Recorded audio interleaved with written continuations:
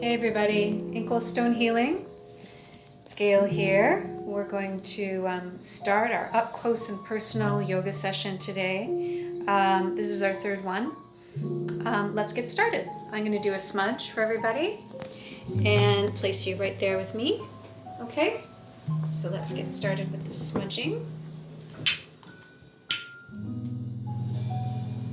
I have some sage and some cedar and some lavender in here. So I'm just going to do that. My left here on the ground, and down the other side, back. And I'm going to smudge you guys. Smudge the room, circle, my table, altar. Then I'm going to take my jet and I'm going to put it out.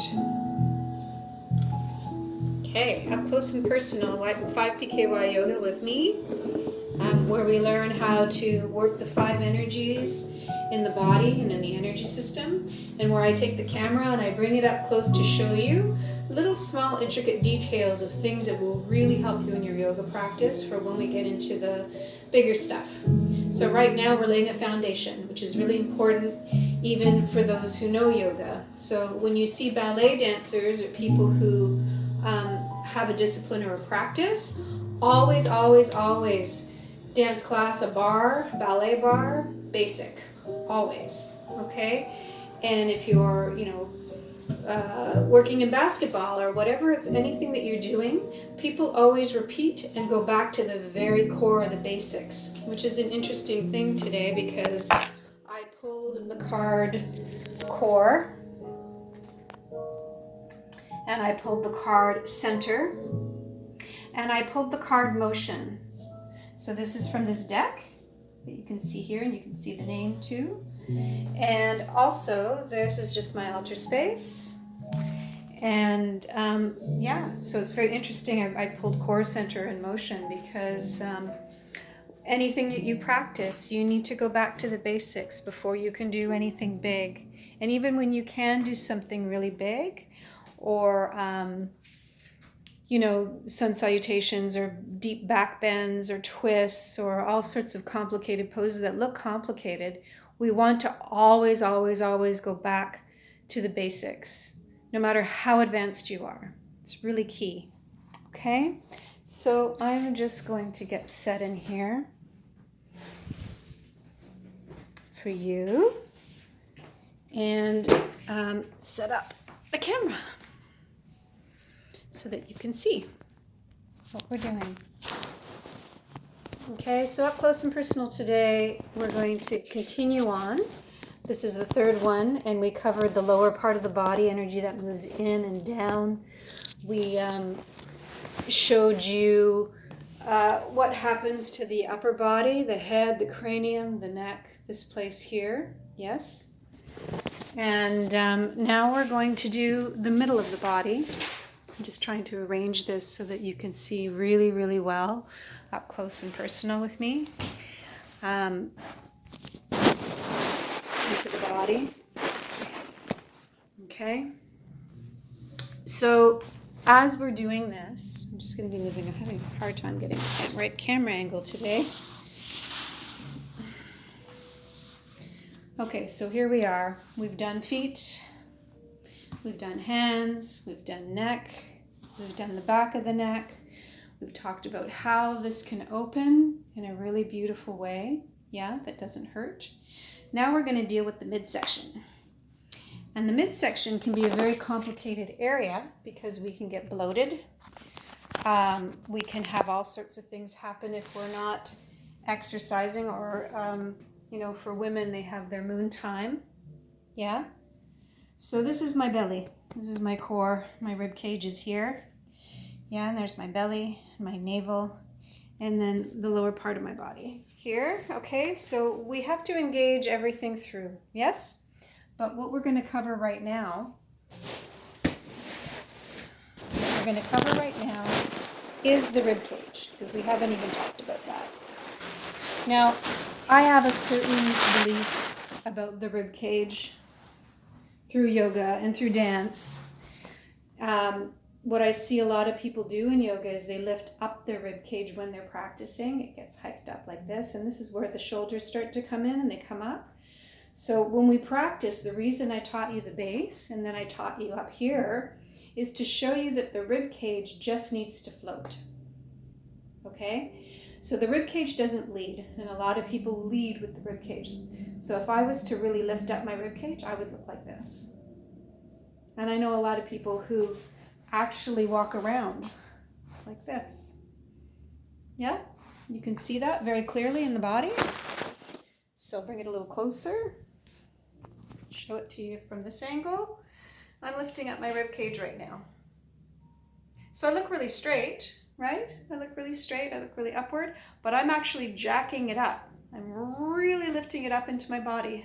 So if I let it go and I drop down, even my voice, the sound and the resonance in my voice changes as I allow the ground to hold me up, my rib cage to float, and that it doesn't lead. It can follow, but it doesn't lead.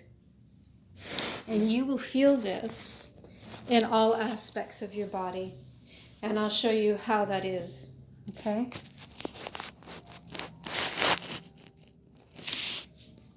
There we go, I fixed it. Beautiful, that's what I want. That's what I want, so you can see me really, really clearly and up close. And I'll bring the camera up and away and different angles and really let you see what's going on, yes? Okay, so namaste to everyone.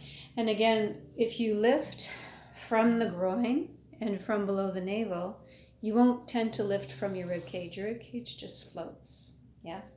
It's just here. But people don't understand that the midsection, right? So the midsection here that we're talking about, between here and here, is really important to not overwork it.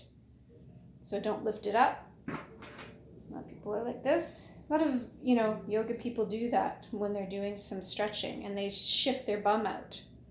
And actually just allowing the body to be where it is. When you're doing a pose, if your buttocks is supposed to come up and you can feel that stretch, but imposing it doesn't work for the body. Rib cage is meant to float. It's built to float. It actually floats. So, and you have it all you have all the ribs here. You can feel all the bones, right, that go all the way down.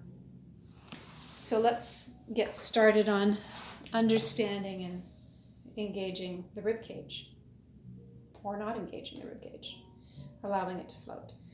So I'm just going to overextend myself, and that's lifting my rib cage. I'm going to drop it. But then I'm going to lift under here. I'm going to lift in here, and I'm not doing anything in here. Yeah, and then most people are saying, well, how do you breathe? Because you're supposed to breathe from your lungs, and people really focus here. This is secondary. This is primary. Yeah, and there are so many different kinds of breathing in yoga. I know about 8 different kinds of breaths. Okay, there's a whole book on pranayama that when you get into deeper practices, they shift the energy in the body. Okay, so for now we're going to just start to talk about breathing and the rib cage, because now that we're in COVID, we have this crisis and it affects the lungs quite deeply. I'll just share with you that I have had asthma. And I have had a pneumonia, and I've experienced with my son, he had double pneumonia when he was little. The doctor didn't catch it, and I had to take him to another doctor who caught it. It feels horrible not to breathe in and not to breathe out. So what I want to share with you, some of the yogic breathing right now, and I want to talk about allowing yourself to let this rib cage and everything go down, okay? Everything from the jaw and the neck, everything to just drop right down into the pelvic floor. And you don't need to breathe deep to get air in your lungs, okay? It's not how big that you're breathing, okay? So let's try to calm the breath, not agitate the breath. And the way of agitating the breath is to, that's agitating. Glad I did some grounding stuff because that really changes it. It lifts the energy up. And if we're anxious or if our lungs are agitated, that will agitate them even more. So this stuff, it's great if you're grounded. If you're not and you're up here, it's going to agitate. So let's practice getting this down. And the first few breaths I want to teach you is Ujjayi breath. And I want to teach breathing through the right nostril and left nostril. Go lie down, please. Thank you.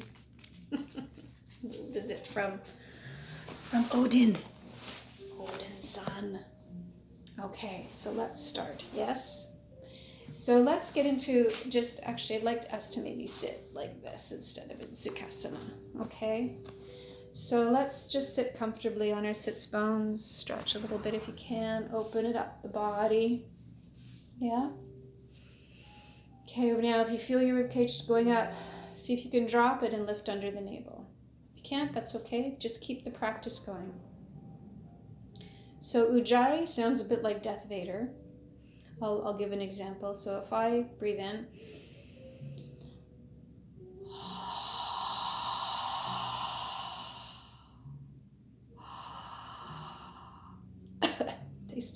feels awful to breathe in that way. That's why you're supposed to do it through your nose. So I'm going to close it. So you close your mouth basically when you do that sound.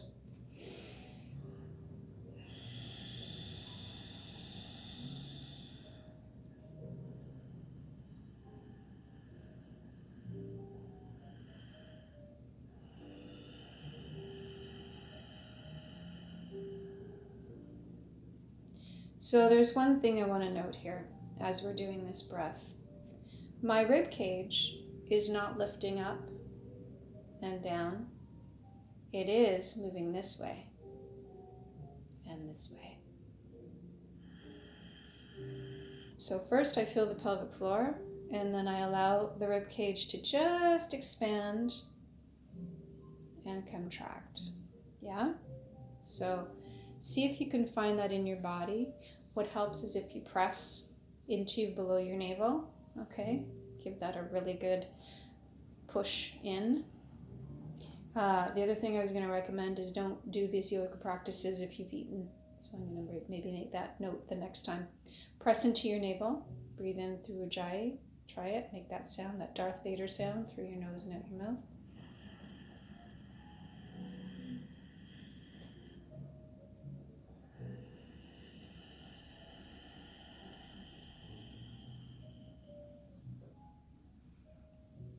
And you want to try, if you can, when you're doing this, to allow the out breath to be much longer than the in breath. Okay? Because if we breathe in, and it creates everything to move up, and we don't want that. We want energy to move down right now, especially with the breath. We can bring the breath up and move it up when we're in a back bend, or if we're doing twists because we're lying on the ground and we've still got that earthing energy. But for now, if we're going through anxiety or if we're sick, we want to keep the breathing really, really simple, okay? Yeah. Okay. The other thing is when we have a fever, I'll teach you the cooling breath as well. So let's do both those things.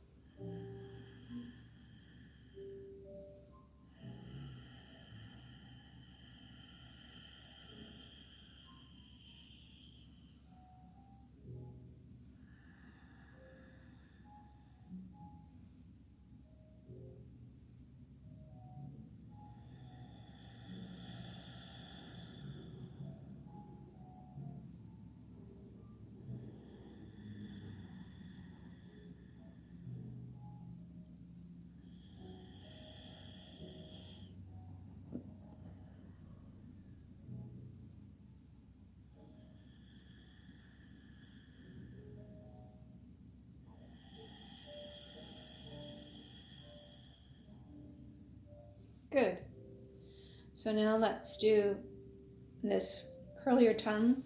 I'll show you.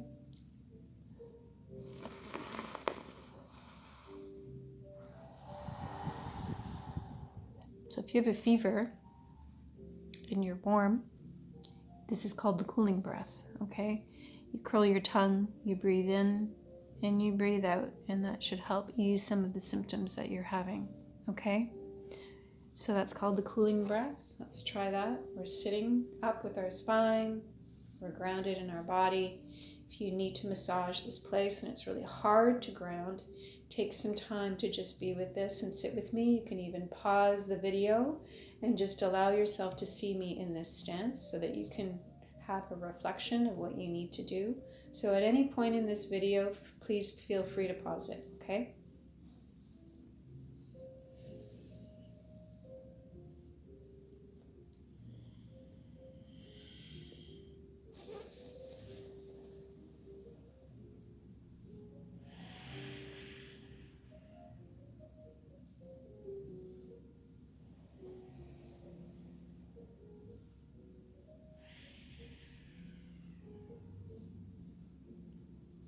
Yeah, okay. So we've covered some breathing, 2 breathing, Ujjayi breath, and that's Stilu. I can't remember the last part of the word, but it's called the cooling breath. You can do some research on that if you want to. Cooling breath, if you have a fever. The Ujjayi breath and breathing out extra long is really important. And again, your rib cage does not come up, but it can go this way when you're breathing. Okay, not this way. Yeah? Okay, good. Good. So you have the base with the feet and the hips, correlation with the jaw and the back of the neck that we talked about, right? Being nice and long so that this can really open. So there's always a reflection of everything that's going on in the body. It's not just, you see people overextend, but that their upper bodies are not in good alignment. So try to feel the connections and see if you can find a wholeness from head to toe of what you're doing. Okay. So now you have the midsection. Okay, upper body, lower body, mid. So the midsection, do not overextend the rib cage. Don't jack it up. And then this is, the other extreme where the rib cage is actually collapsed, and then you do need to lift it up, but you need to come lift it up from here. So my suggestion, if you're collapsed in your rib cage, poke around in here, push into your sits bones, even push into your feet. See if you could stretch that open and open your jaw, relax your neck. Yeah? Middle part of your body just floats. This just floats. Don't overextend it. Don't do anything with it. In fact, drop it. Open this part first so that this can release and relax. Okay? So the breathing can really inform the pelvic floor. Breathe in through your nose.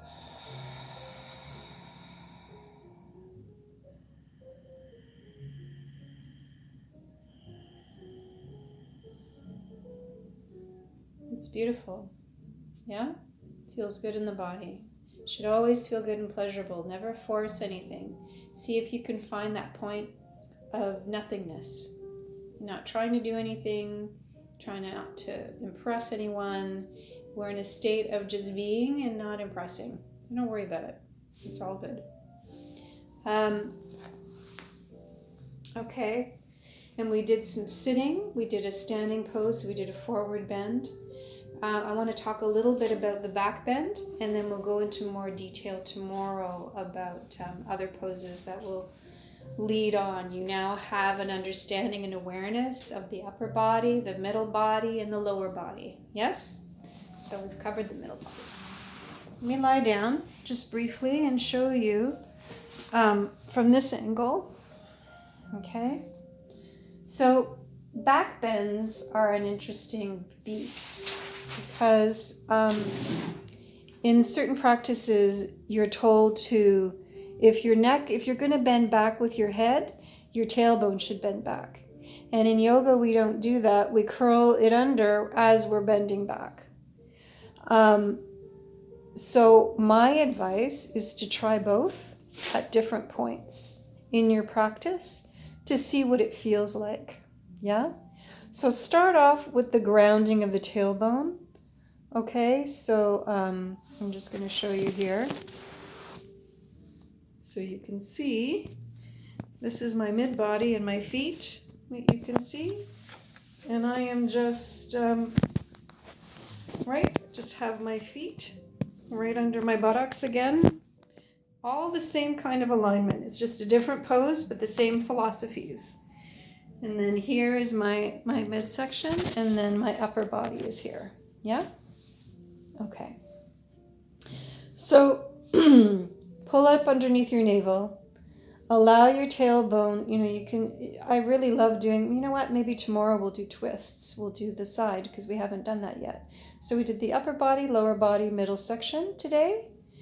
Tomorrow we're going to add the side body. Okay, and we talked a little bit about the back body. And anything that I've missed, I will put in more of the back body. Yeah, because we did a lot of the front.